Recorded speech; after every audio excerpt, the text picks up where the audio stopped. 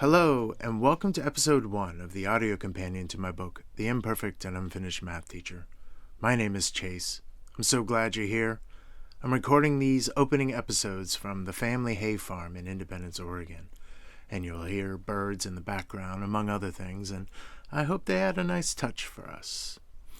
This series is a progression of stories about being an imperfect math teacher. You're an author of these stories, just the same as me, and I'm inviting you to share your stories with us and the colleagues that you work with. Even though we're all imperfect, we have so much to learn from each other about how we can remain unfinished teachers. And it's time we start thinking differently about how we can help each other be the teachers we want to become. This series is not a traditional book on tape. These episodes are not simply replicas of the chapters in my book. They are meant to augment the stories in my book and allow me to use my voice and the voices of others to make them more personable. And at 15 to 20 minutes, they're designed to be the length of a commute, something that you can enjoy in your daily to and fro. And with invitations to engage in conversations with each other, these videos can be shared in your learning communities and position all of us as more active partners in each other's growth.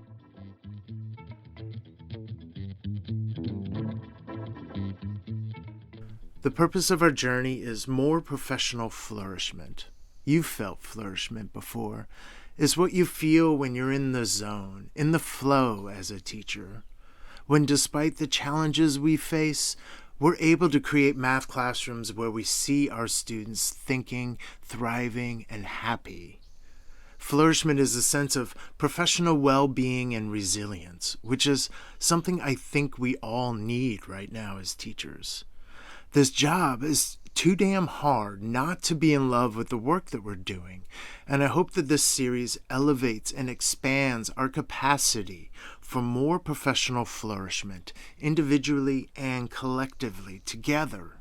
I'm no answer key. I'm just a co-thinking partner, a companion alongside you on this journey, and stories of my way of sharing authority with you, of elevating your voice and positioning ourselves as capable self-directed learners. Think of a good story as like a window. When we look through these windows together and listen intently and openly to what each other sees, we position ourselves as active partners in each other's learning, right? And we learn to value each other's perspective. And we begin to see what is universally true for all of us and uniquely true for each of us. Looking through these windows is not about being right or wrong. There are no right or wrong answers to many of the dilemmas we face in our career. They are simply opportunities to learn through each other and build a shared appreciation about who we are as teachers and what we've learned from the moments that have defined us in our career. With this lens in place, I offer you a story from my own career about a student named Rudy.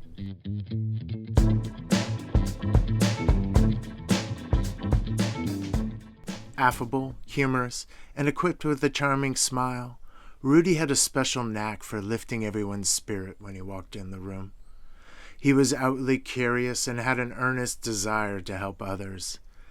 And Rudy was a young man that my teaching heart couldn't help but root for. And when I taught Rudy, he was a senior in my class, taking Algebra 2 for the second time. Rudy had not built many enduring understandings over the years, and up to that point, he had learned how to survive math class by treating mathematics like it was a series of tricks that needed to be memorized.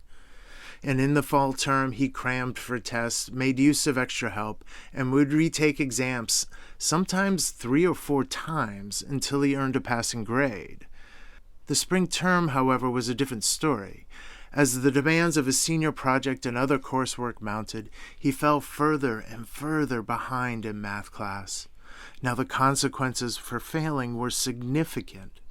All graduates from Rudy's school had to be college eligible, and that meant earning a passing grade in Algebra 2. Failure meant that Rudy would not walk at graduation.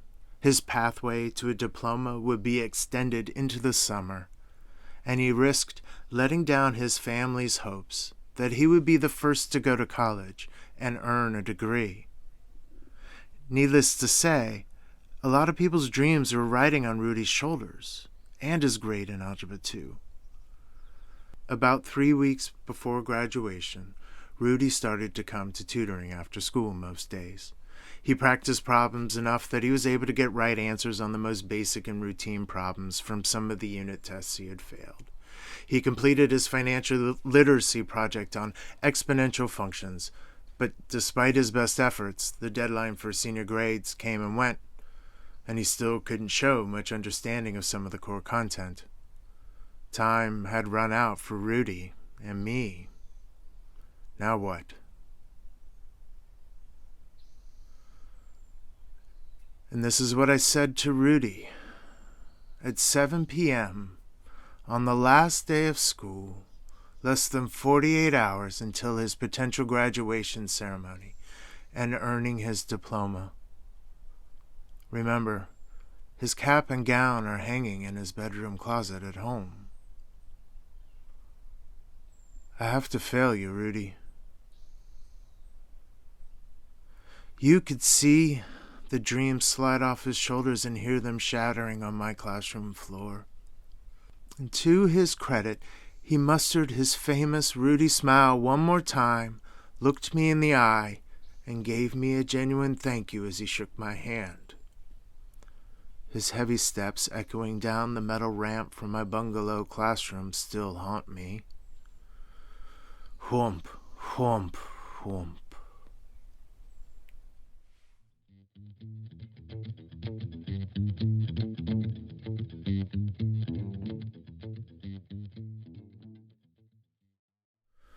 What would you have done standing there in my shoes face to face with Rudy? What is your inner voice telling you is the right thing to do? Remember, there are no right or wrong answers here, just our own imperfect and unfinished ones. And my moment with Rudy was a pivotal one, a major turning point in my journey, a time when I realized that I could no longer go on being the teacher that I was. And I'll explain more deeply what I mean by that when we come back to Rudy in episode 7. And for now, I want to close this episode by sharing a little bit more about the journey I'm inviting us to take, because there will be a lot of headwinds working against us. And I want to offer us some guiding principles for our journey, what I call the 4 beacons. And they are the beliefs and actions that will help us keep our bearings and stay on course on our journey. And the first beacon says that the flourishment we crave must come from the inside out. It must come from us. For decades, the climate in education, with its addiction to reform and its obsession with improving standardized test scores, it's created a system that simply isn't capable of meeting our professional needs. Not because individuals in the systems want it that way, but because the systems serve their own needs, not ours. Our need, a robust sense of professional flourishment, that need is a uniquely individual need requiring a teacher-centered approach to improving the teaching and learning of mathematics in the classroom.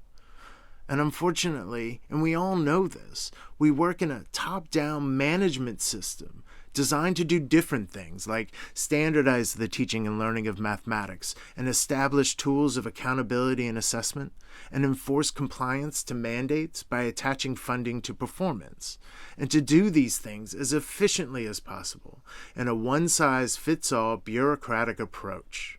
The practice of using standardized test data as the major metric of progress and growth also hinders our ability to flourish, because it doesn't offer us a direction for getting better as teachers.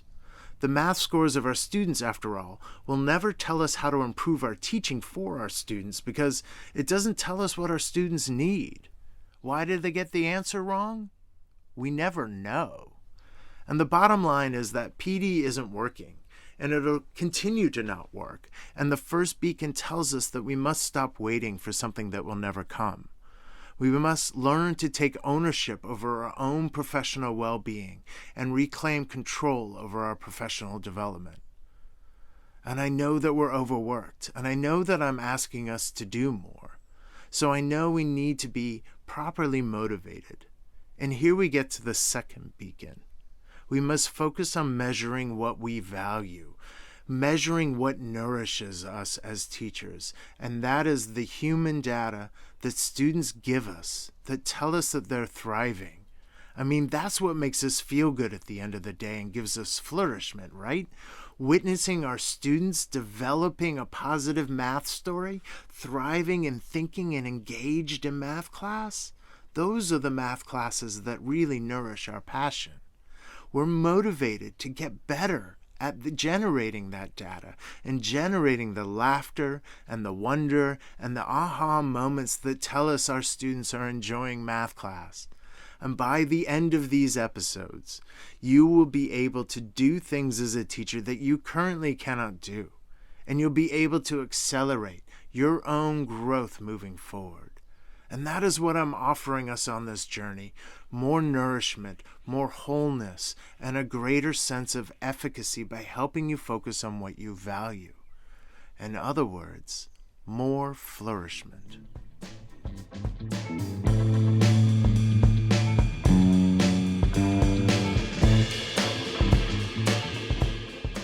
The third beacon tells us that our journey to becoming better teachers requires us to seek vantage, particularly from the student perspective. We'll define vantage and its important role in episodes 3 and 4, but for now, know that our journey asks that we start seeing our math class less as a place where students learn math content, and more as a place where students author their math story. Making this shift positions us to be more equity-focused, more human-focused in both our professional practice and also our identity. We begin to see ourselves less as teachers of math content and more as cultural stewards, right? Caretakers of the math stories that are being authored in our classroom. This shift will guide us throughout our journey as we navigate the dilemmas that divide us. Dilemmas like I shared in the Rudy story just now. The fourth and final beacon to guide us on our journey is the understanding that teaching is a craft. And like any craft, it must be studied deeply. I do not mean the academic study of teaching. The study I'm referring to is in the more intimate, human-to-human sense, because teaching is something that we learn best through each other. Experts in almost any field learn by watching their peers perform. From doctors to welders and musicians, athletes, carpenters, artists, pilots, chess players. It's an inherent part of their culture of professionalism. We don't have that as teachers, at least not yet. Routine, informal, peer-to-peer observations of each other doing our craft is a very foreign thing for so many of us. But it needs to become a natural part of our new culture of professional learning. Becoming a better teacher requires us to get out of our silos and get into each other's classrooms. The journey is simply too arduous, too complex, and too personal to be taken alone. And perhaps the strongest headwind working against us is the fact that we work in a system of silos. School buildings, classroom walls, and bell schedules normalize the act of teaching as a private practice conducted alone behind closed doors. And as a result, we often find ourselves without the trustworthy relationships we need to talk authentically about our struggles and what's not going well in our classes. It's perhaps one of the greatest ironies about our work. For a job that is so social and so cultural, it is also a profession that is so incredibly lonely at times. And so building trustworthy relationships will be a major focus on our journey as we replace our current culture of isolation with a culture of collaboration. And if you're hesitant about being in a colleague's classroom, or if you're anxious about having colleagues in yours, you're not alone. At first, we might feel insecure, maybe even a twinge of shame, revealing to each other what is really going on in our math classrooms. But I assure you, math class did not work for all of my students, and it's not working for all of your colleagues' students either. Each and every one of us is troubled by the same universal truth. We are imperfect. And remember, I'm no answer key. I'm just a co-thinking companion alongside you on this journey. And I don't pretend to know what is unique about you, your teaching, your students, or your classrooms. If what I'm saying resonates with you, If you want more control over how you grow as a teacher, more control over your teaching legacy and the math stories that your students are creating, then I hope that you stay with us on this journey. I firmly believe that we, the teachers of mathematics, hold the keys to meaningful reform in math education.